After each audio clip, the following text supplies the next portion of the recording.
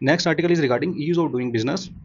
अरविंद जी द्वारा लिखा गया आर्टिकल 3 मेन इशू दिखाता है कि इंडिया में ease of doing business parameters, why we suffer on this. तो basically ease of doing business में अगर आप देखेंगे तो सर ने 3 पैरामीटर में इसे तोड़ा है। आप अपने मेंस आंसर में भी ऐसा डायग्राम बना सकते हैं कि ईओडीबी में 3 मेन कंपोनेंट और the 3 important pillars of EODB is, number 1 is ease of starting the business, number 2 is ease of running the business, and the number 3 is ease of closing. Because सारे business तो profitable आपके होंगे नहीं, तो आपको कई बार business close भी करना पड़ेगा। तो there are 3 important heads under this.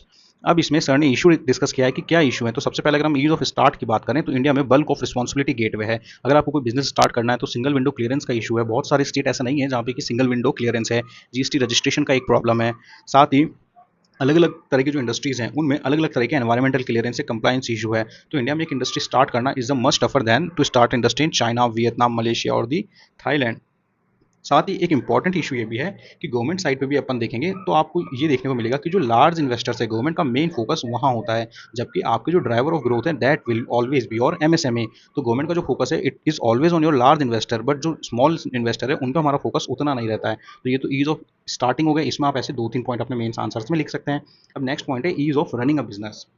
तो इसमें सर ने काफ़ी अच्छा एनालिसिस दिया है कि अगर इंडिया में एक एमएसएमई है तो उसको एटलीस्ट 57 तरह के रेगुलेटरी कंप्लायंस को फॉलो करना पड़ता है, 17 अप्रूविंग लाइसेंस को फॉलो करना है, that is from 18 different authority. तो ये कितना बल्कियर और कितना कॉम्प्लेक्स हो जाता है एक इंडस्ट्री के लिए। और उसमें भी अगर आपकी अवहेलना की जाती है तो 75% ऐसे इशूज़ हैं जो कि पनिशेबल हैं। रिसेंटली गवर्नमेंट ने जन विश्वास बिल भी लाया है जो इस तरह के इशूज़ को कम करता है, उसको भी हम आने वाले आर्टिकल एनालिसिस में डिस्कस करेंगे। And the third one is ease of closing, क्योंकि सारी इंडस्ट्री तो आपकी सक्सेसफुल नहीं रहेगी, तो कितने रैपिडली आप अपनी इंडस्ट्री को क्लोज कर सकते हैं, वो ये डिस्पोज कर सकते हैं अपनी एसेट्स को, ये भी ईज ऑफ डूइंग बिजनेस को प्रभावित करता है।